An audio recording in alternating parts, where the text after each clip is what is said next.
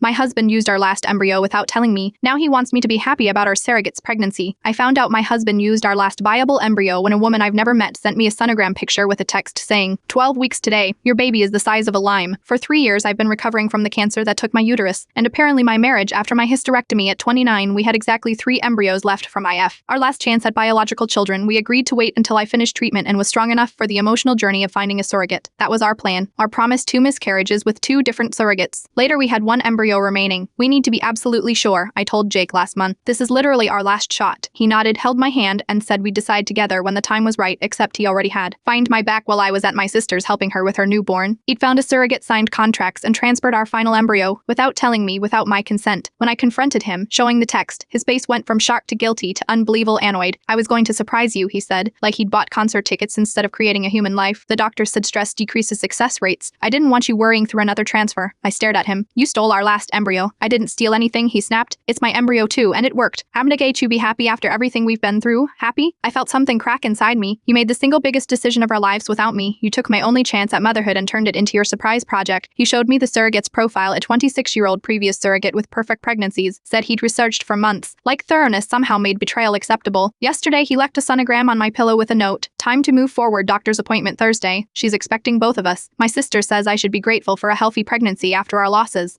My mother says at least I'll have my baby. My best friend is the only one who understands what was really stolen, not just my choice but my experience. Even this pregnancy isn't mine. I am just supposed to show up and smile at appointments for a process I had no say in starting. I haven't slept in our bed since I found out. Jake keeps asking when I'll get over it so we can enjoy this pregnancy together. As if betrayal is something you schedule recovery from. This morning, he left brochures for nursery furniture on the kitchen counter. I threw them away. I don't know if what I am feeling is grief or rage or both. I want this baby, of course I do. But I also want a husband who wouldn't steal my voice in the most important decision we'll ever make. Some people think getting what you want means you can't complain about how you got it, but I've spent 3 years fighting for my life. I know exactly what I am entitled to mourn.